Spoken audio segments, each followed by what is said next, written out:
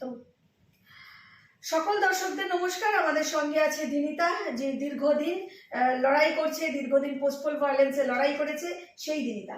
দিনিতা, আমি যে প্রসঙ্গে যাব, এই যে বারুইপুরের যে ঘটনাটা ঘটলো, সেখানে দেখা যাচ্ছে একটি ভিডিও কিন্তু ভাইরাল হয়েছে, এবং যে ছেলেটি যে লোকটিকে নিয়ে যাচ্ছে ধরে, যে আর কি অভিযুক্ত বলা হচ্ছে, সে নাকি ওই ঘটনার সময় ছিল, তাকে ধরে নিয়ে যাওয়া হচ্ছে। কিন্তু যে ঘটনা মানে যে প্রসঙ্গটা সামনে আসছে ভিডিওতে, যে ব্যক্তিটি ধরেছে সে নাকি বিজেপির লোক, বিজেপির মন্ডল সভাপতি, সে নাকি ছাড়াতে গেছে। এই ধরনের একটা ভাইরাল হয়েছে ভিডিও, কি বলবে? দেখো, যেটুকু আমি আমার দল সম্পর্কে একটা জিনিস বলতে পারি। প্রথমে একটা জিনিস ক্লিয়ার করি, সরকার আর দল কিন্তু এক নয়। সরকার সরকারের মতো চলছে। ইতিমধ্যেই কিন্তু আমাদের মুখ্যমন্ত্রী এই ঘটনাটা শোনার সাথে সাথে একদম কড়াভাবে অ্যাকশন নিয়েছেন। সঙ্গে সঙ্গে 24 ঘন্টার মধ্যে 2জন না 3জন অ্যারেস্ট হয়েছে, 6 জনের সিট গঠন করা হয়েছে, এবং উনি মুখ্যমন্ত্রী নিজে কিন্তু মানে মৃতার বাবাকে ফোন করে তাকে জিজ্ঞেস করেছে যে আপনি কি চান। তো এইটা সরকার সরকারের মতো করছে। এবার যদি আমি আমার দলের প্রশ্নে আসি, আমার কিন্তু ওই খালপাড়ের দল না, পৃথিবীর সর্ববৃহত্তম দল। আর সেই দলের প্রতিষ্ঠাতা ডক্টর শ্যামাপ্রসাদ মুখার্জির 125তম জন্মজয়ন্তীতে আজকে বসে একটা বড় কথা বলতে পারি, আমাদের দলের কিন্তু 0 টলারেন্স। এখানে কিন্তু ওই খালপাড়ের মধ্যে কোনো ঔদ্ধত্য, কোনো রকম বাঁদরামো চ্যাংরামো কিন্তু আমাদের দলে প্রশ্রয় দেওয়া হয় না। এবং এটা তোমাদের মাধ্যমে সবাইকে বলতে পারি, সেটা কিন্তু দেওয়া হবে না।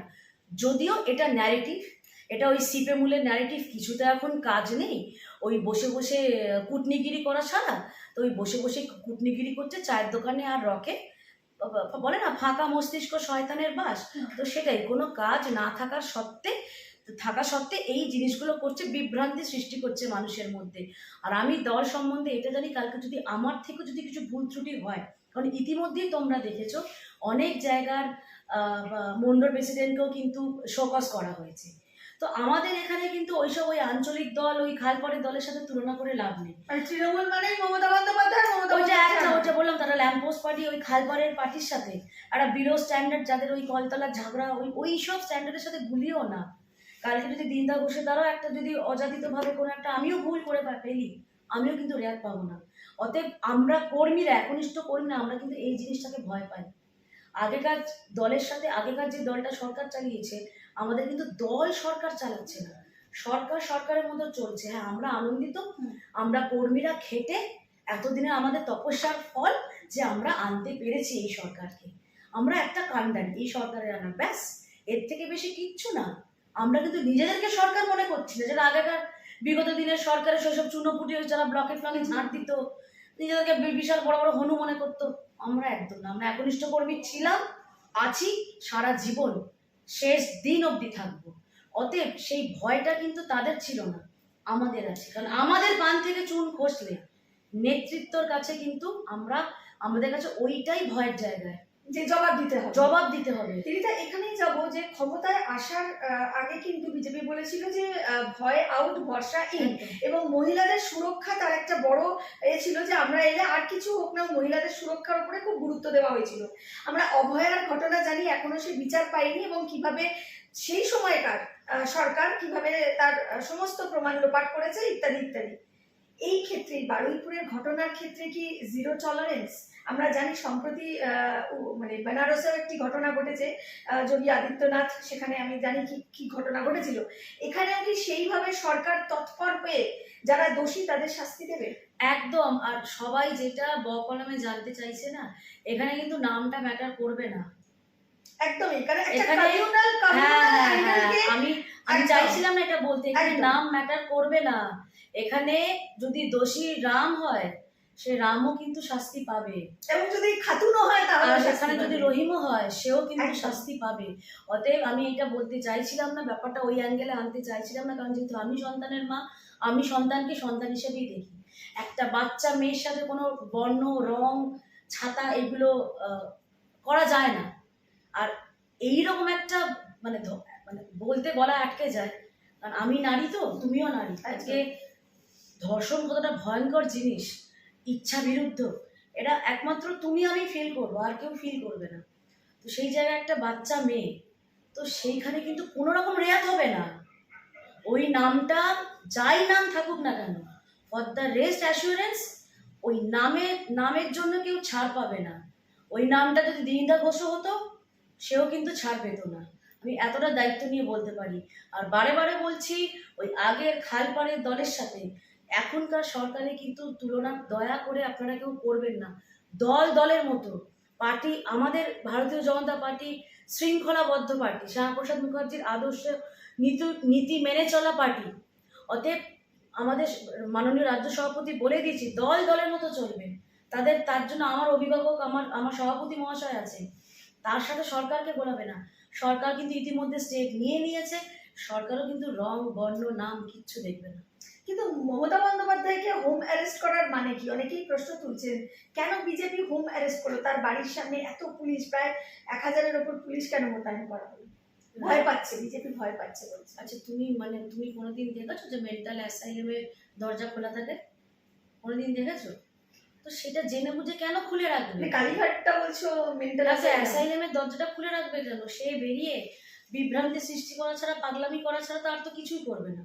আর উস্কানি দেওয়া ছাড়া, আগে যেরকম পায়চারি করতো স্টেজে আর উস্কানি দিত, যে একটা কমিউনিটি যদি জোট বাঁধে না, তাহলে 12টা বেজে 13টা, তা আমরা তো 13টা বেজে 14টা বাজিয়ে দিয়েছি।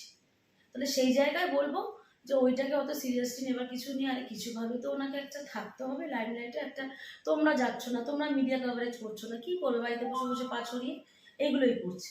কিন্তু এই যে 21শে জুলাইয়ের দাবি করছে দুজন। কথা প্রশ্ন বাড়িও না। আমি বলবো ওদের হাতে গুনে বোধহয় 5 জন আছে, কারণ এই মৃত, ভীত আর জীবিত, অজীবিতর মধ্যে ওই 4-5টা ইয়েতে বিভক্ত হয়ে গেছে। ওই 5 জনকে নিয়ে ঘরে বসে মুড়ি মাখা দিয়ে খেয়ে বসে করে নিক, সেরে ফেলুক। কারণ ওটাও তো ধার করা ছিল। এবার তো কংগ্রেস সব মহিমায় কংগ্রেস দাবি করবে ধার করা। এটাও চুরি। 21শে জুলাই ধার করা শহীদ দিবস কোনোদিন শুনেছো? আমরা 15 বছরে দেখলাম ধার করা শহীদ দিবস পালন হলো। এবার কংগ্রেস এবার সব মহিমায় এসে বলো আমাদের শহীদ আমাদেরকে ফেরত দাও। এই তো ব্যাপার হয়ে দাঁড়িয়েছে। ওই 5 জনকে নিয়ে ঘরে বসে মুড়ি মাখা, বর্ষাকাল এসে গেছে, চপ মুড়ি খেয়ে ওই শহীদ দিবস পালন করে নিক 21শে জুলাই। কিন্তু রচনার সাথে তো কল্যাণ বন্দ্যোপাধ্যায়ের যুদ্ধ লেগেছে। ওটা একটা মিষ্টি মধুর সম্পর্ক, সেসব ভেতরে গিয়ে না ঢোকাই ভালো। কারণ এতদিন তো আমরা অনেক কিছু কুইন্টাল দেখেছিলাম, শুনেছিলাম। এখন আবার নতুন একটা সংযোজন হলো যে আর বানাতে থাকতে গেলে নাকি যোগ্যতা লাগে। তো কোন পিএইচডি, কোন থিসিস জমা দিতে হয় এটা আমাদের জানা নেই। তো সেটা জানলে বলো, তাহলে সেই কোর্সটা করবে। তাহলে তো এখন তো আমার মনে হয় আর বানাতে যারা নিদেন পক্ষে সিকিউরিটি গার্ড আছেন বা সেখানকার কর্মরত যে কোনো কর্মচারীরা, তাদেরও হেভি ব্যাপার। তাহলে তো এবার আমাদের স্নাতকোত্তর পাশ করা ছেলেমেয়েরা এবার কোথাও ট্রাই নেবে যে আর বানাতে যদি আমরা একটা কোনো রকমভাবে সুযোগ পাই। তো এই নিত্য নতুন কথা শুনি এদের থেকে। তো থাকবে। একটা সময় এই রচনা বন্দ্যোপাধ্যায় প্রচুর শিল্প দেখেছিল, মানে ধোঁয়া উঠছিল গাড়িতে যেতে যেতে। এখন তিনি বলছেন যে এত দুর্নীতি ছত্রে জানতাম। ও আসলে ওনার ওই মানে ঢুলু চোখে ও নিজে সিগারেটের ধোঁয়াটাই ভেবেছিল কলকারখানার ধোঁয়া। তো সেটা উনি বুঝতে পারেননি। তো সেই জন্য তখন চোখটা মোছার পর যখন রই হই ব্যাপারটা হয়েছে, তখন ও চোখটা মুছে তখন বলে ও না, আমি তো গাড়িতে বসে সিগারেট খাচ্ছিলাম, সেটা কি ধোঁয়া দেখে আমি কাঁচের ওপারে তো বুঝতে পারিনি। কাঁচের এপারে ছিল তো এসি চলছিল গাড়িতে। তো ঠিক আছে, এই কিছু এরকম আইটেম না থাকলে তোমরাই বা এন্টারটেন হবে কি করে, খবর করবে কি? কিন্তু দেবরাজ অ্যারেস্ট হওয়ার পর তো দেবরাজের বউ অদিতি মুন্সিকে খুঁজে পাওয়া যাচ্ছে। আমার এই অদিতি মুন্সি বলেছিল যে স্বামী যদি জেলেও যায় আমি তার সাথে জেলে যাবো। একদম। কিন্তু আমার না ভীষণ ওকে বেচারি লাগে গো। মানে ওর মুখটাই এত মায়া ভরা না আমার। আর ওর কীর্তন আমার সত্যি ভালো লাগে। সেই জন্য না ওকে নিয়ে আমি বিশেষ কিছু বলবো না। ওখানকার বিধায়ক যেটা ঠিক মনে করেছেন, কারণ ও মেবি হয়তো উনি ভালো হতে পারেন, অদিতিকে আমি পার্সোনালি আমার ভালো লাগে, কিন্তু তার জন্য তার স্বামীর কুকীর্তিটা তো চাপা যাবে না। আজকে শুধু কুকীর্তি না, তার চরিত্রের যে রঙিন দিকটা সেটাও সবাই জানে। তো সেই ক্ষেত্রে আজকে আমার সত্যি কথা অদিতি মুন্সির উপর করুণাই হয়। কিন্তু তারও তো প্রচুর সম্পত্তি, মানে তিনিও যখন ক্ষমতায় ছিলেন, দায়িত্বে ছিলেন, পদে ছিলেন, প্রচুর সম্পত্তি তারও।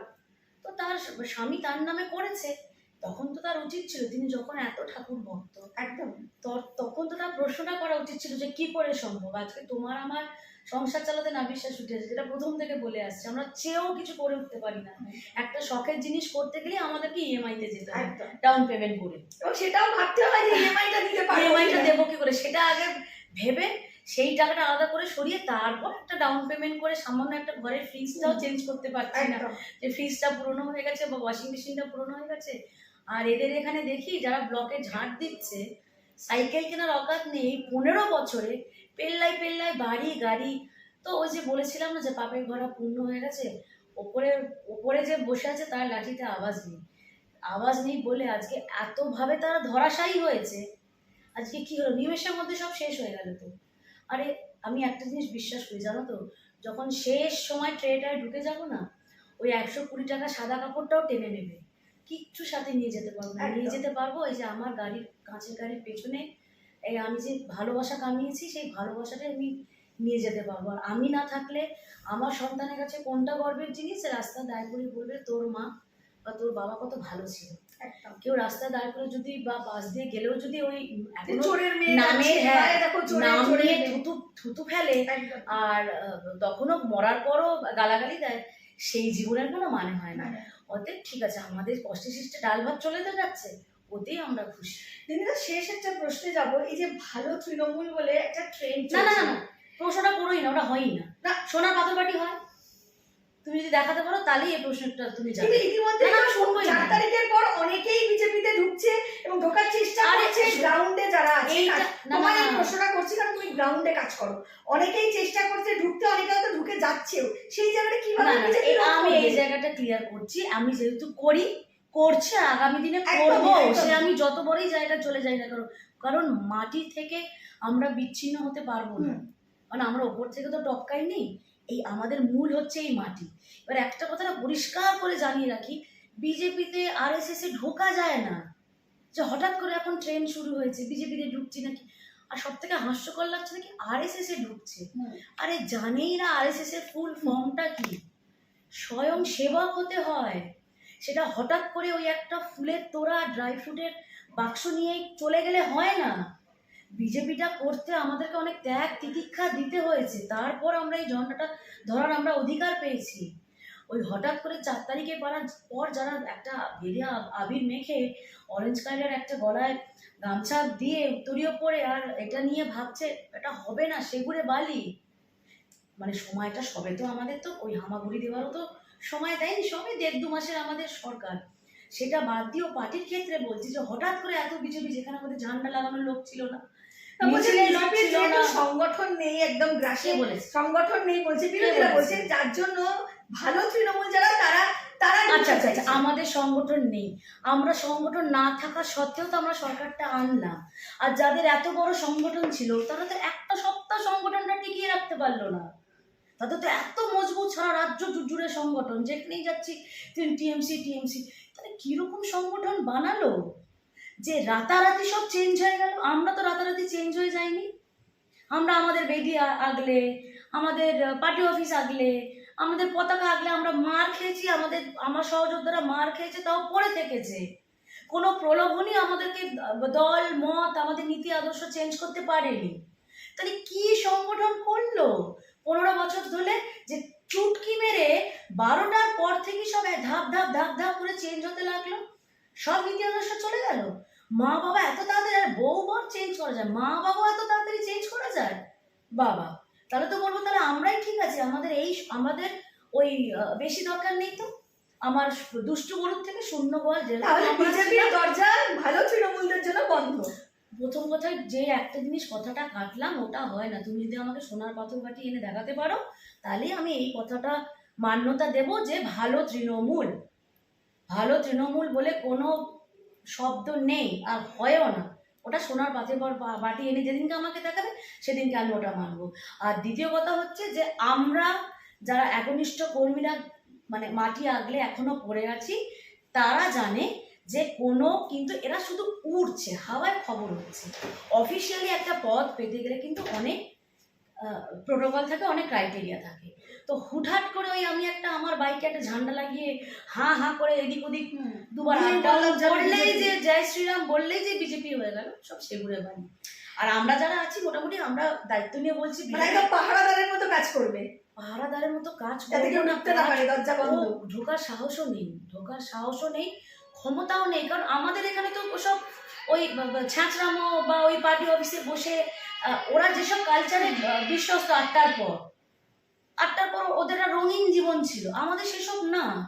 আমাদের শুরুর থেকে শেষ অবধি যে কাজের জন্য আমরা এসেছি সেটাতেই আমরা কনসেন্ট্রেট করছি। এখনো যদি আমরা আমাদের নিজের নিজের এলাকায় কেউ যদি আমাদের কাছে আসছে এই সমস্যা ওই সমস্যা, আমরা সেটা শোনার জন্য না হয়তো সলভ করতে পারছি না, কিন্তু পাশে থাকার একটা চেষ্টাটা করছি।